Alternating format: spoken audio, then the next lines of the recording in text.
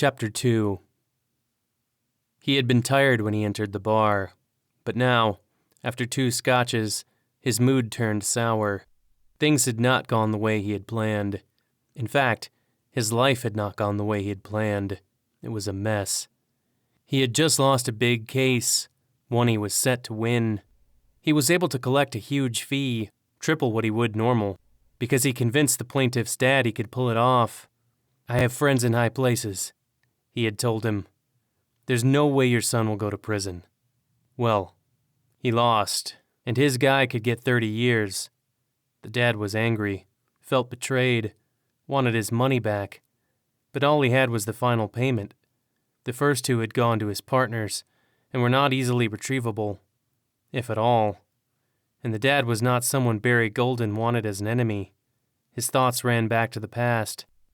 Amy had been a beautiful woman. Even after 18 years of marriage, he had to admit she was still attractive and intelligent and fun. So what went wrong? He had a great life. True, he wasn't making enough money to support their lifestyle, but her dad was there to supplement whatever they wanted. He didn't want his little girl ever to go without. There was lots in that bank account, and more to come when Daddy was gone. Life was comfortable. So what went wrong? Why did he mess it all up?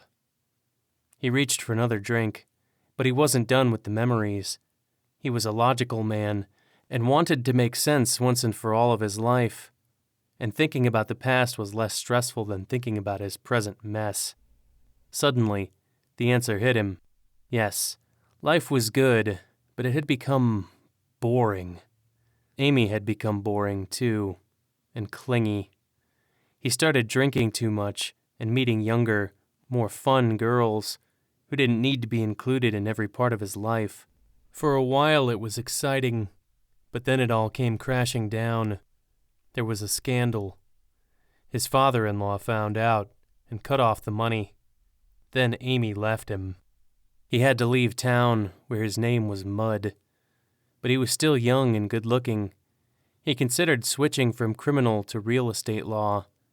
Mary Ann was a successful real estate broker whom he had met at a conference in Raleigh. She gave a spirited presentation on real estate for lawyers, and he was impressed. Lunch followed, then his move to North Carolina, divorce, and remarriage. Real estate law turned out as boring as his marriage to Amy had been, so he went back to crime. With Mary Ann's connections, he built up a decent defense practice. He cut back on the booze and cut out running around. Mary Ann was attractive and smart. Life was good again, with only 2 small flies in the ointment. It bugged him a little, not a whole lot, that she was making more money than he did. Also, his practice had become a bit tedious and boring. He was sociable and easygoing. He had a ton of friends, but none really close to whom he could confide his dissatisfaction and complaints. They just wouldn't understand, and word might get back to Mary Ann, so he kept his mouth shut. Then he got lucky. He met a man he liked and could trust. Fred had his own woes. He had served honorably, he said, on the police force for many years. He was a good detective.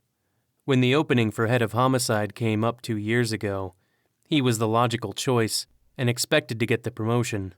To the surprise of everyone in the department, they brought in some guy from Virginia. Barry, a Virginian himself, made no comment, but he listened and empathized. Fred was disgruntled and pissed at the unfairness of the department and life in general. Pretty soon, he and Barry were regularly drowning their sorrows at the Black Bear. In time, Fred had an idea that provided them both with additional income. They became partners.